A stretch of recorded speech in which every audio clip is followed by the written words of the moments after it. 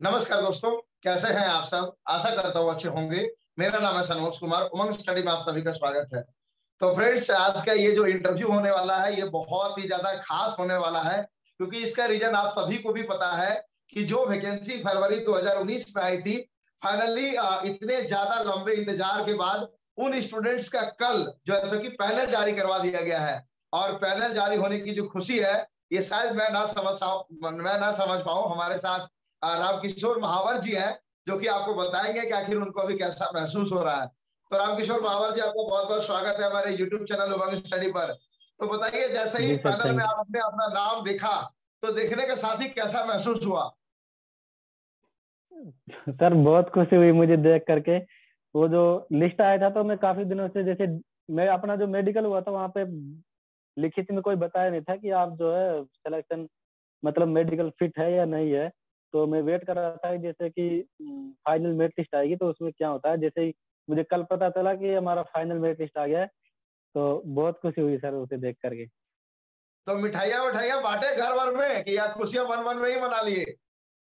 ना ना सर, अभी कल ही 9 बजे तो रिजल्ट आया तो मैंने मम्मी पापा को बोला तो मेरे पापा बहुत खुश हुए हैं। और मिठाई बटेगी सर, ऐसा नहीं है।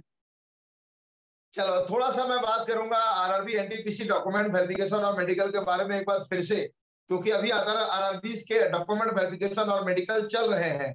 और काफी बड़ी संख्या में स्टूडेंट्स, जैसा कि आपका भी जब तक पैनल में नाम नहीं आया था, आप भी थोड़े से वरीड थे कि मेडिकल होने के बाद हमें बताया नहीं जाता है कि आप मेडिकली फिट हैं या फिर हाँ अनफिट हैं।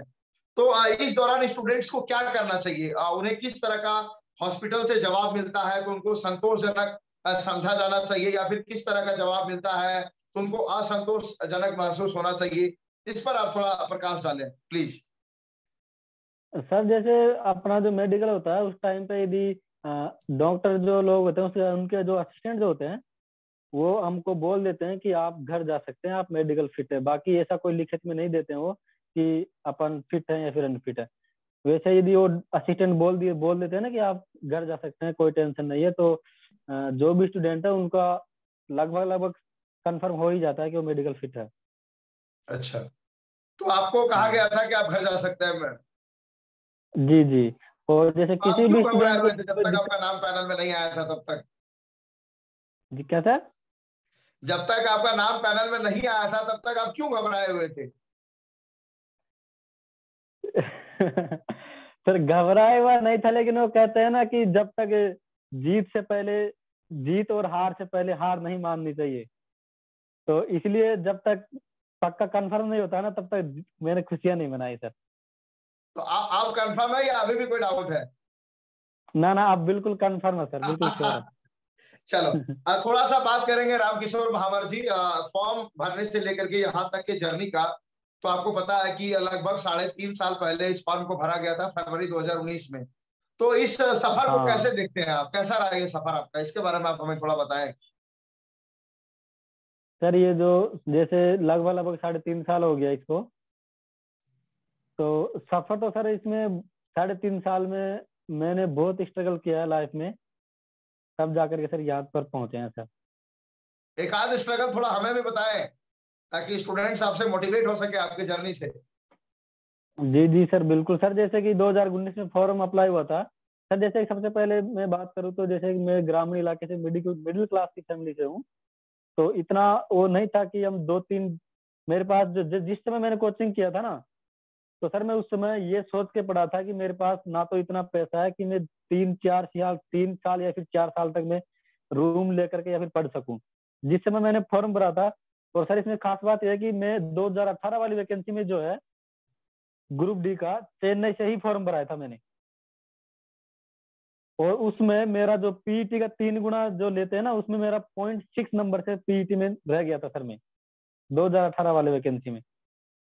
फिर उसके तुरंत बाद 2019 का वैकेंसी आ गया तो मैं हताश नहीं हुआ वैसे, कि क्योंकि तुरंत वैकेंसी आ गई थी तो मैंने सोचा कि कोई नहीं, कोई बात नहीं, ग्रुप डी का नहीं हुआ तो, लेकिन इस बार एनटीपीसी में सिलेक्शन पक्का लेना है। और मैं ये सोचता था कि मेरे पास जो है, जैसे कई स्टूडेंट को मैं देखता हूँ जैसे कि 3 साल 4 साल 5 साल तक जो होते हैं रेंट पे रह करके रहते हैं, पढ़ते रहते हैं। लेकिन मैं जिस समय पढ़ना शुरू किया था तो मैंने यही सोच करके पढ़ा था कि ना तो मेरे पास इतना पैसा है और ना ही मेरे पास इतना समय है कि मैं 3 साल या फिर 4 साल तक रह करके पढ़ सकूं। तो मैंने उसी हिसाब से तैयार किया था कि इसी बार चाहे कुछ भी हो जाए, लेकिन इस बार एनटीपीसी में सिलेक्शन लेना है तो लेना ही है।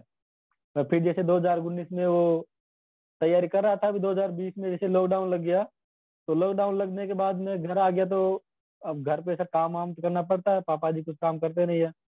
तो जैसे हमने हमारे गांव में छोटा मोटा काम चलता है दरी का, वो मैं करता था। फिर जैसे ही 2020 में ही जैसे इसका प्री एग्जाम हुआ था, उसका नोटिफिकेशन आ गया था कि 2021 में एग्जाम, दिसंबर में एग्जाम शुरू हो गया था इसका।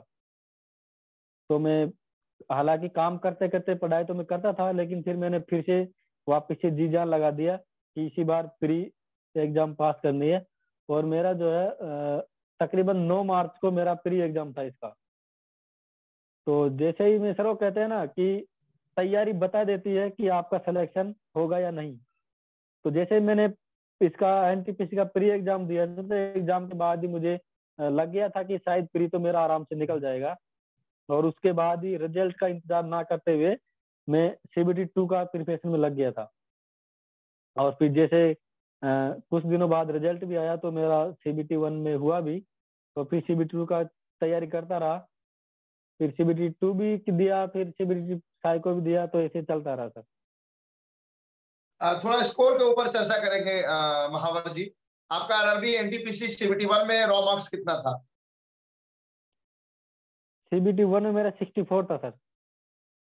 और नॉर्मलाइज मार्क्स? नॉर्मलाइज मार्क्स मेरा 68 ही हुआ था उसमें सर, 4 अंक बढ़े थे उसमें। अच्छा। आरआरबी एनटीपीसी हाँ, सीबीटी 2 में लेवल 6 में आपका स्कोर क्या था? सीबीटी 2 में 63 रहा था, मतलब वो। लेवल 5? हाँ हाँ, लेवल 5 में मेरा 64 है सर। मेरा लगभग लगभग सभी में 60, जो 6 वाली लाइन होती है ना, उसमें ही है मेरा। और हाँ, लेवल 3? लेवल सिक्स में मेरा 68, प्री में जैसे 68 रह गया, और सीबीटी 2 में 64 रह गया। फिर लेवल 5 में मेरा 63 रह गया, लेवल 5 में। और जैसे अभी लेवल 3 का जो आंसर किया है उसमें 68 रह गया। और लेवल 2 में मेरा थोड़ा कम है, 57 ही रह गया सर उसमें। ग्रुप डी 2019 की परीक्षा दी थी? हाँ सर, ये इसका रिजल्ट नहीं आया था, तो ग्रुप डी का एग्जाम दिया था। कितने स्कोर आ रहे हैं ग्रुप डी में? सर उसमें 56 आ रहा है मेरा। जी। तो आप ग्रुप डी का दौड़ की प्रक्रिया में पार्टिसिपेट नहीं करेंगे?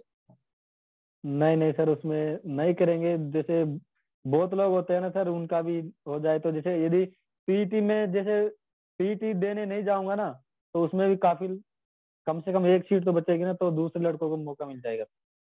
नहीं, ये बहुत अच्छी सोच है।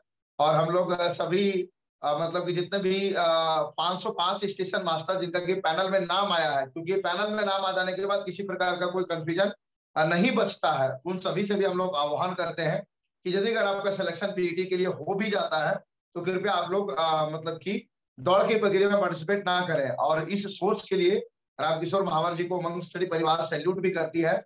तो रामकिशोर जी। महावर जी, एक आखिरी सवाल आपसे हम लोग जानना चाहेंगे। इस पूरा सफर में आपका एक टर्निंग पॉइंट क्या रहा, जहां पे आपको लगा कि ये जो मोमेंट है ये मेरे सिलेक्शन का सबसे की पॉइंट रहा, की मोमेंट रहा?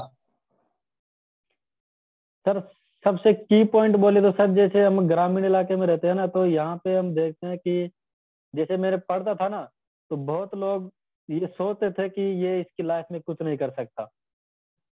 तो उन्हीं बातों को मैंने अपना अंदर ही अंदर इतना मोटिवेशन लिया।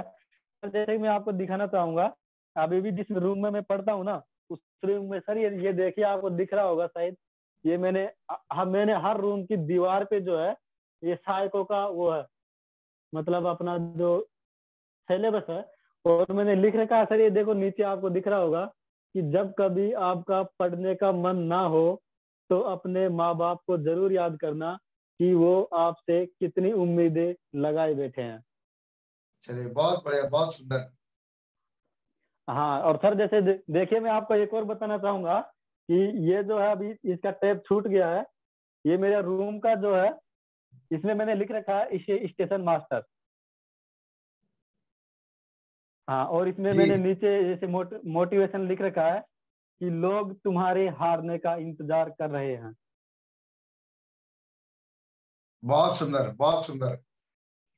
हाँ तो सर, जैसे कि काफी लोग होते हैं ना, तो होते हैं जो बहुत सोचते हैं कि ये अपनी लाइफ में कुछ कुछ नहीं कर सकता, तो उनकी हर बात को मैंने जो है बिल्कुल खामोशी से जवाब देना चाहा सर उनको। कहते हैं कि काम इतने शांति से करिए कि सफलता शोर मचा दे। तो आज आपकी जी जी सफलता ने सर। सभी को जवाब दे दिया है, आपको जवाब देने की कोई आवश्यकता ही नहीं पड़ी।